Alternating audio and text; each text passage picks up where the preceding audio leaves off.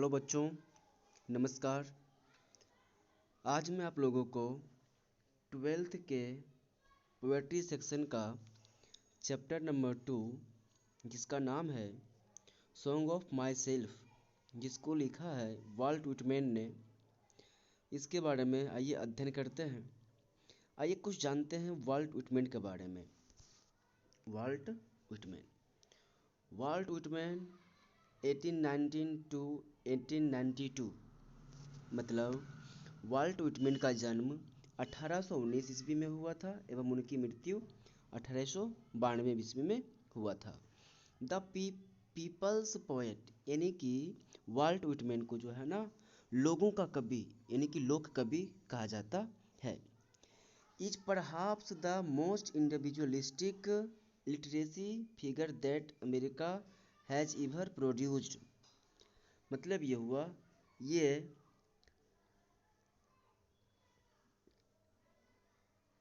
Individualistic literacy मतलब कि एकांकी, मतलब कहिए ना कि जो खुद को मानने वाला, किसी अन्य की धारा पे नहीं चलने वाला, खुद की जो है ना अपनी विचार उसको लिखने वाले कवियों के रूप में जाने जाते थे, जिसको कभी अमेरिका ने क्या किया था, प्रोड्यूस किया था, जन्म दिया था। मतलब इनका जन्म कहाँ हुआ था, अमेरिका में हुआ था। ये कैसे कवि थे, इंडिविजुअलिस्टिक कवि थे, यानी कि ये अपने मन को सिर्फ लिखते थे, किसी अन्य के द्वारा बोले बातों को नहीं लिखते थे। He began working as a carpenter before his 12th birthday.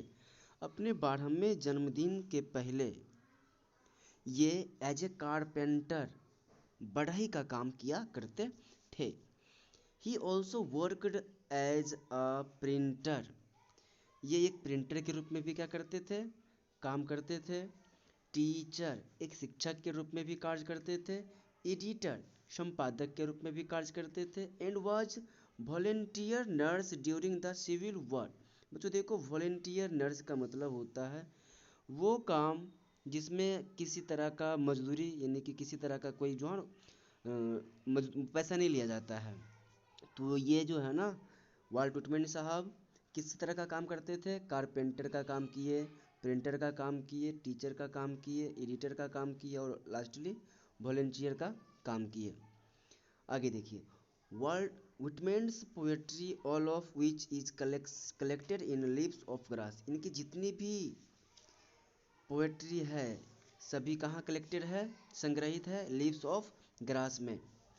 Is known for its free rhythm and lack of rhyme. इनमें जो भी कविताएं थी, जो भी पोएट्री थी, वो क्या होता, बिल्कुल फ्री रिदम।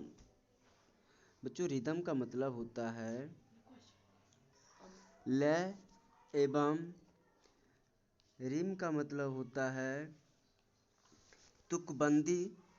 तो कह रहे हैं कि इनकी जितनी भी पोएट्री होती थी ना उसमें क्या होता था, फ्री रिदम मतलब लय बिल्कुल फ्री, स्वतंत्र लय होता था। एंड लैक ऑफ रिदम मतलब रिम मतलब तुकबंदी की कमी होती थी।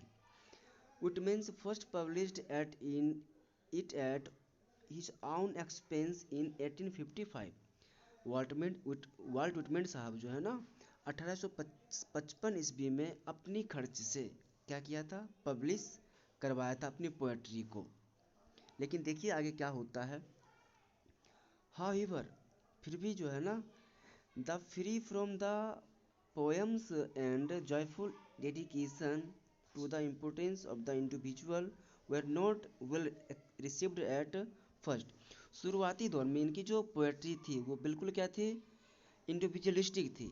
इंडिविजुअल पर क्या करता था वो, मतलब कौन, एकांकी के महत्व को बताता था। इसीलिए उनको जो है ना कोई खास अच्छा वो रिसीव नहीं हो पाया, उपलब्धि हासिल नहीं हो पाया। In fact, his collection of poems cost Whitman his job. इनकी जो पोएट्री थी जो इन्होंने 1855 ईस्वी में क्या किया था, पब्लिश किया था, के कारण इन्हें अपनी जॉब से भी क्या करना पड़ गया, कॉस्ट। बच्चों कॉस्ट का मतलब होता है गंवाना, त्यागना।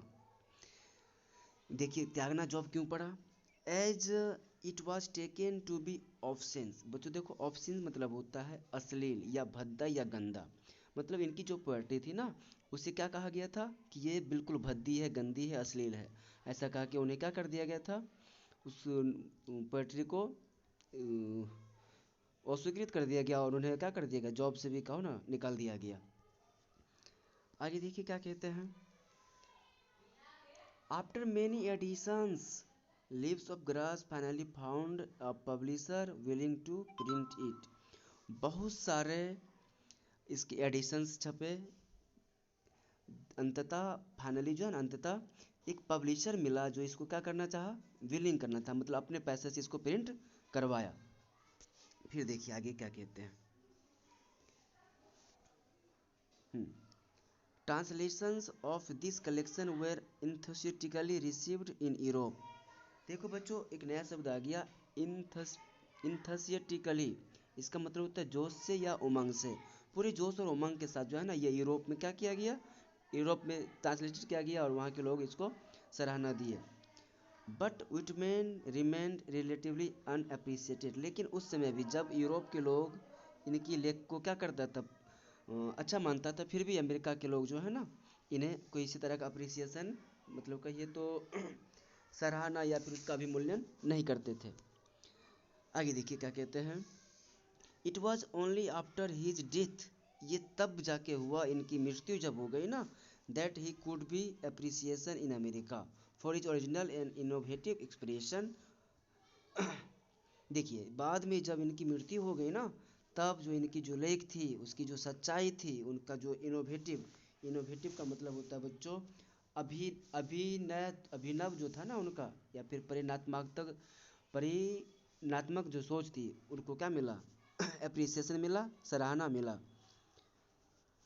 His important works include Leaves of Grass 1855 and Drum Taps 1866। इनके जो महत्वपूर्ण कार्य थे वो लीव्स ऑफ ग्रास जो 1855 में पब्लिश हुआ, तो उसमें कलेक्टेड है, एंड ड्रम टैप्स जो 1866 में हुआ, तो उसमें क्या है, कलेक्टेड हैं।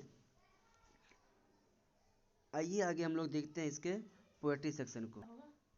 देखिए वॉल्ट विटमेन साहब क्या कहना चाहते हैं अपने इस पोएट्री के माध्यम से। चैप्टर का नाम बच्चों आपने देखा, सॉन्ग ऑफ माई सेल्फ, मतलब कि मेरा खुद का गीत। आइए समझते हैं। आई सेलिब्रेट माई सेल्फ, मैं खुद को ही मनाता हूँ, मैं खुद को ही मानता हूँ, एंड सिंग माई सेल्फ, और मैं खुद को ही गाता हूँ। वॉल्ट विटमेन साहब कहते हैं अपनी पहले पंक्ति में कि मैं दुनिया की बनाई चीज़ों को, बनाई रीतों को नहीं मानता, मैं खुद को मानता हूँ, मैं खुद को ही मनाता हूँ। जिस तरीक़ा से हम लोग क्या करते हैं, तरह तरह के पर्व मनाते समय समय पर, ये पर्व नहीं, ये खुद को मनाते हैं। और हम लोग तरह तरह के गीत गाते हैं ना, लेकिन ये वॉल्ट विटमेन साहब जो है ना, अपनी खुद की गीत गाते हैं, ये खुद को मनाते हैं। And what I assume you shall assume, और कहते हैं जो मैं मानता हूँ, एज्यूम मतलब बच्चों होता है मानना, है ना, या फिर कल्पना करना। कहते हैं जो मैं कल्पना करता हूँ वही तुम भी कल्पना करते हो, मतलब जैसा मैं सोचता हूँ वैसा ही आप भी सोचते हो, तुम भी सोचते हो। For every atoms belonging to me as good as belongs to you. यानी कि जिस तरीक़ा से मेरे बॉडी के जितने भी एटम हैं, जितने भी कण हैं, जिस तरीक़ा से मेरे शरीर में वास करते हैं, उसी तरह से आपके शरीर में भी वास करते होंगे। मतलब ये हो गया, जिस प्रकार मेरा शरीर बना हुआ है, जिस प्रकार मेरे शरीर के विभिन्न अंग बने हुए हैं, उसी प्रकार आपके शरीर भी बने हुए हैं, आपके शरीर के भी विभिन्न अंग बने हुए हैं। देखिए आगे क्या कहते हैं कभी, आई लोफ, बच्चों लोफ मतलब होता है बिल्कुल बिना किसी मकसद के कहीं भटकना, घूमना। इसी से बना है शब्द लोफर, जिसका कोई काम नहीं होता, भटकते रहता है हमेशा। तो कह रहे हैं I loafe and invite my soul, कहते हैं कि मैं क्या करता हूँ, लोफ करता हूँ, मतलब बिल्कुल बिना किसी उद्देश्य के, बिना किसी काम के भ्रमण करता हूँ। एंड इनवाइट माई सोल, और मैं अपनी आत्मा को पुकारता हूँ, अपनी आत्मा को आमंत्रित करता हूँ। आई लीन, मैं क्या हो जाता हूँ, मग्न हो जाता हूँ। And love at my ease observing a spear of summer grass. बच्चों स्पीयर का मतलब होता है वो जो घास होता है ना, घास की जो उसका जो नुकीला भाग होता है, ऊपरी भाग, वो।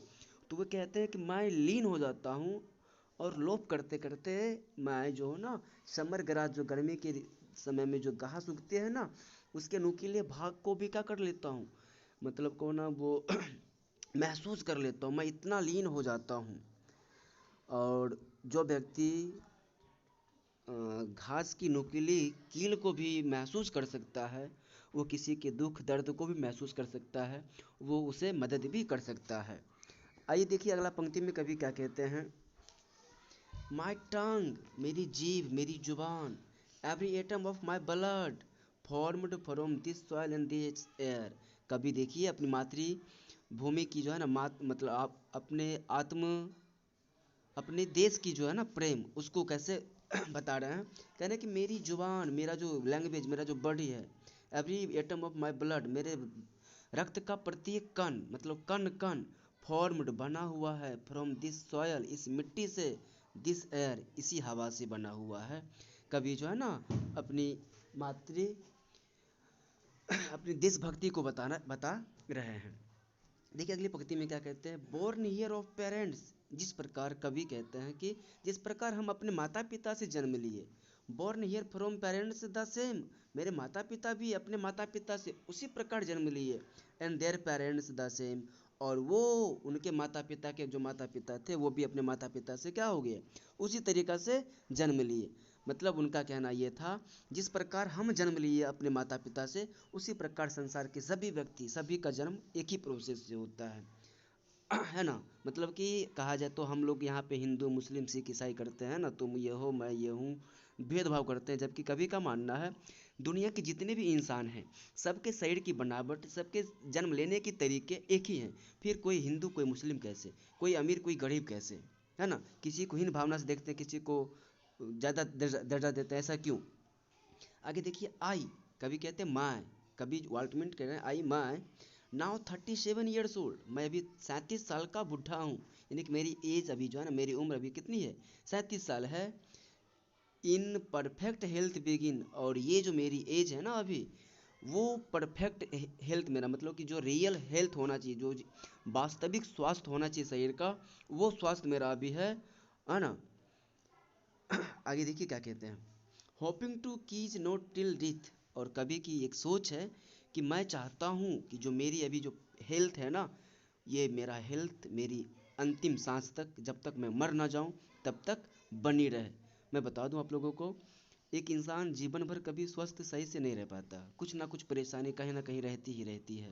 लेकिन कभी कह रहे कि मैं 37 साल का बुढ़ा हूँ, लेकिन फिर भी मैं क्या हूँ, वास्तव में स्वस्थ हूँ। और मेरी ये आशा है, मैं ऐसा होप करता हूँ, उम्मीद करता हूँ कि मैं जब तक मर ना जाऊँ ये क्या ना हो, खत्म ना हो। आगे देखिए बच्चों क्या कहते हैं। क्रीड्स, क्रीड्स मतलब होता है बच्चों धार्मिक मान्यताएं, जिसको सोच भी कह सकते हैं। एंड स्कूल्स, स्कूल्स मतलब होता है सोच विचार करने के तरीके। इन अवेयंस, अवेयंस मतलब होता है त्याग देना या फिर दुविधा में होना। तो कह रहे हैं कि धार्मिक मान्यता एवं उनको जो विचार जो है ना, उनके जो विचार हैं को हम लोगों को क्या करना चाहिए, अवेयंस करना चाहिए, त्याग देना चाहिए। ये त्याग क्यों देना चाहिए, क्योंकि धार्मिक मान्यताएं जो है ना, या फिर जो हमारी सोच विचार जो करने के तरीके हैं, उससे ऐसा ऐसा प्रतीत होता है मानो इंसान इंसान को क्या कर रहा है, वो बांट रहा है, भाई को भाई से बांट रहा है, जबकि ऐसा कुछ नहीं है। आगे देखिए क्या कहते हैं। रिटायरिंग बैक, बच्चों रिटायरिंग बैक ए वाइल का मतलब होता है थोड़ा पीछे आना या फिर थोड़ा पीछे जाना। सफिस्ड एट वाट दे आर, थोड़ा पीछे जाने के बाद अगर आप जाएंगे ना तो आपको दिखेगा वो भले ही क्या था, हमारे क्रेड्स स्कूल्स क्या है, इनफ है, पर्याप्त है, वो पर्याप्त लगेंगे आपको, लेकिन बट नेवर फॉरगॉटन, लेकिन वो जो है ना उसे आप कभी भुला नहीं सकते। लेकिन हमें क्या करना चाहिए, उसे भुलाना चाहिए, क्योंकि वो जो है ना इंसान इंसान को बांट के रख दिया है। आई हार्बर, बच्चों हार्बर का मतलब होता है विश्वास करना। कह रहे मैं विश्वास करता हूँ फॉर गुड और बैड, कभी वॉल ट्रीटमेंट कहते हैं, मैं अच्छा में भी बुरा में भी दोनों में भी क्या करता हूँ, विश्वास करता हूँ। I permit to speak at every hazard, hazard मतलब बच्चों होता है खतरा या डेंजर, खतरा कहो, संकट कहो, दुविधा कहो। तो कहते हैं कि मैं खुद को क्या करता हूँ, परमिट करता हूँ, खुद को अधिकार देता हूँ, मैं खुद को आदेश देता हूँ क्या, कि परिस्थितियाँ चाहे जो भी हो, सच को सच बोलना है, झूठ को झूठ बोलना है, यानी कि चोर को चोर बोलने में मैं पीछे नहीं हटता, जो भी सच्चाई है मैं उसे बोलूँगा। क्यों बोलूँगा, क्योंकि nature without check with original energy, जिस प्रकार प्रकृति बिना रुके वास्तविक ऊर्जा के साथ अपना काम करती है, हम इंसानों को भी उसी तरीक़ा से क्या करना चाहिए, अपने जो कर्तव्य है उसमें पूरी ताकत से, पूरी श्रद्धा से काम करना चाहिए, ताकि हमारा भाईचारा, मानवता आदि जो है ना बचा रह जाए। बच्चों धन्यवाद। इसी प्रकार आप लोग हमारा सहयोग देते रहें।